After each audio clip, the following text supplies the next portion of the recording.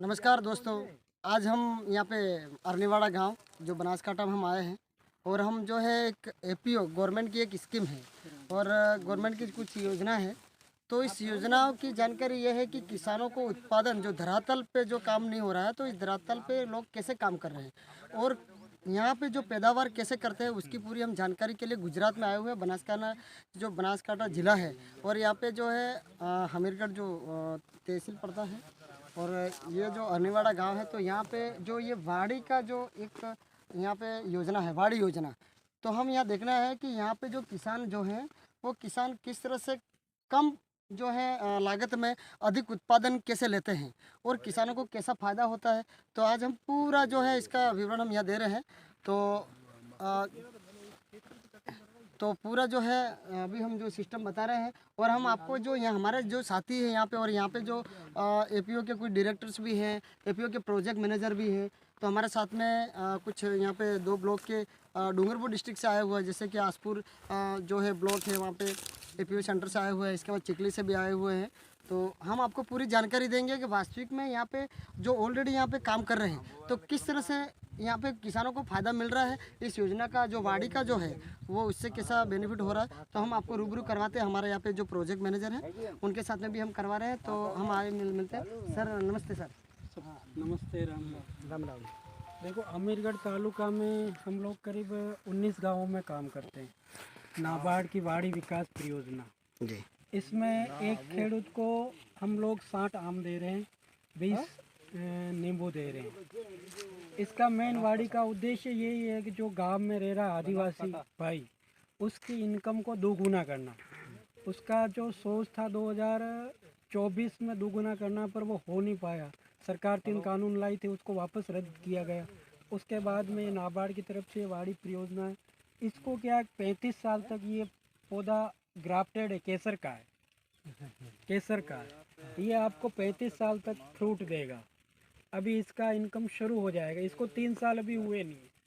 इसका हम लोग करीब 3 फुट का एक गड्ढा करते हैं, किसान करता है, और उसमें पूरा खाद 3-4 तरह का खाद देते हैं। आपका देसी भी देते हैं, एमपी डस्ट देते हैं, और भी 3-4 तरह के खाद है। तो वो सारा मिला करके इसको भर देते हैं। सबसे पहले तो हम लेआउट करते हैं। आपका इसका 6-6 मीटर की दूरी होती है। उस दूरी के अनुसार ये पूरा नाप कर देते हैं गर्मी में, मई जून में। फिर उसको 5-15 दिन के लिए खोद के अलग रख देते हैं। 1.5 फुट की मिट्टी एक तरफ, 1.5 फुट की मिट्टी एक तरफ। फिर नीचे ये इसका नीम के पत्ते हैं, आपके सड़े गले जो भी पत्ते हैं, घास है, उसको सबसे नीचे डाल देते हैं। फिर हम एमपी डस्ट लेते हैं, उसका छिड़काव कर देते हैं खड्डे के चारों तरफ। फिर देसी खाद है, हमारा ऑर्गेनिक खाद है, और वो भी इसको मिला करके दे देते हैं। फिर एक पूरा खड्डा भर देते हैं, 1 फीट खाली रखते हैं। फिर उसमें एक लकड़ी डाल देते हैं। जब 2 बारिश हो जाती है उसके बाद हमारे पास पौधे आ जाते हैं। तब ये पौधे लाइन टू लाइन हम लोग लगाते हैं। लेआउट के समय सर आम से आम की दूरी क्या? 6 मीटर, 6 मीटर। 18 फुट के लगभग। यूं भी आप देखेंगे ये यूं भी मिलेंगे, यूं भी मिलेंगे, ऐसे भी मिलेंगे। ट्राइंगल से चतुर्भुज जो कोण नहीं है, उससे आप कहीं से भी ट्रैक्टर डालेंगे तो वो निकल जाएगा। और 3 साल तक खेडूत को हम साग सब्जी का बिहारण देते हैं, ताकि आम की फसल तो 3 साल बाद आएगी, उसमें वो खेडूत कोई साग सब्जी से उसका पैसा कमा सकता है। यहाँ पे क्या बारिश की अनियमितता है, कभी ज़्यादा कभी कम। तो ये जीवन में एक ही बार लगाना है, इससे इनकम भी आ जाएगी। 3 साल 4-5 साल के बाद में एक पौधा 1000 का आम देना शुरू कर देगा। तो आप मान लो इसके करीब 100-200 पौधे हैं, उस हिसाब से इसकी इनकम शुरू हो जाएगी। और कुछ जगह हम लोगों ने हमारा एक प्रोजेक्ट फर्स्ट, उसमें एक मंडप खेती करते हैं, और एक समय में 3 तरह की फसल एक साथ कर सकते हो। ज़मीन के अंदर वाली, ज़मीन के ऊपर वाली, और डागले वाली। उससे 3 महीने में वो तीनों फसल से पैसा ले सकता है। बारिश में हम उससे कराते हैं अदरक है, हल्दी है, अरवी है, रतालू, उस तरीके का ज़मीन के अंदर वाला। और ऊपर वाला है आपका बैंगन है, मिर्ची है, भिंडी है, गुआर है। फिर ऊपर कराते हैं लौकी है, करेला है, खीरा है, उस तरीके की सब्जी यहाँ पे कराते हैं। ठीक है सर। और अभी ये आम जो लगा है वो कौन कौन किस्म के आम है ये ये केसर की वेराइटी पूरी सभी खेतों में सभी केसर के केसर रोटे? है। और उस तरफ जो लेमन लग रहा है वो कागजी है, अच्छा 12 ही महीना लगता है और सीडलेस है, उसमें बीज नहीं है। अच्छा। और नींबू का वजन कितना होता है अगर जो इसमें नींबू लगता है तो मिनिमम? अगर 1 किलो अपन मानेंगे तो उसमें 15-20 किलो नहीं, 15-20 नींबू से 1 किलो हो जाएगा। अच्छा 20-25 यानी कि एक नींबू का वेट समझो कि 50 ग्राम तो सही? 50 से कम हो, 50 ग्राम 20 ग्राम 25 ग्राम 30 ग्राम।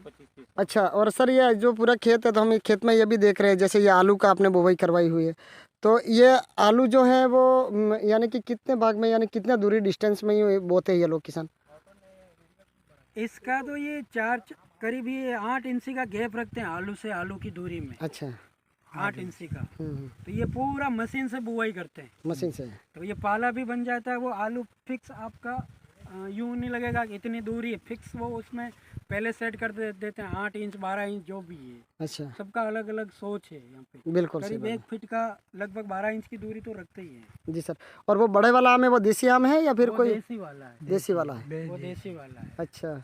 और यहाँ पे ये जो यहाँ पे जो पानी का जो सिस्टम है जैसे ये अभी फुहारे जो वगैरह चल रहे थे ये गवर्नमेंट के द्वारा ही सब्सिडी में दिया? पूरा सब्सिडी का गवर्नमेंट की तरफ से JGRC एक गवर्नमेंट की संस्था है, उसके द्वारा इन सारे किसानों को ड्रिप और फुहारा वो मिलता है।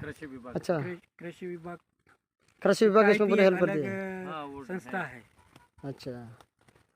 और उसके द्वारा मिलता यहाँ पे सर कितने गांव है जो अपने एपीओ में अभी यहाँ पे जो आप प्रोजेक्ट काम कर रहे हो? तो 19 गाँव है, 19 गाँव है? तालुका में 19 गाँव है। 1000 फार्मर है, हाँ उसमें 60 फार्मर लैंडलेस है।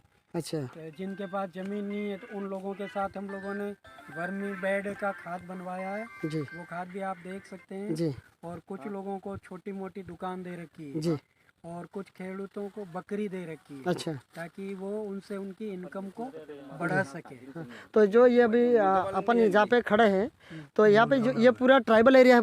पूरा ट्राइबल एरिया, ट्राइबल एरिया है पूरा ये गांव ट्राइबल है। अच्छा। तो ट्राइबल एरिया के अंदर जो गवर्नमेंट ने इतने अर्निंग सिस्टम जो यहाँ पे लगाया हुआ है जो, तो इस हिसाब से अभी ये प्रोजेक्ट आपका काम कर रहा है यहाँ पे। Okay sir, thank you so much sir. Okay okay.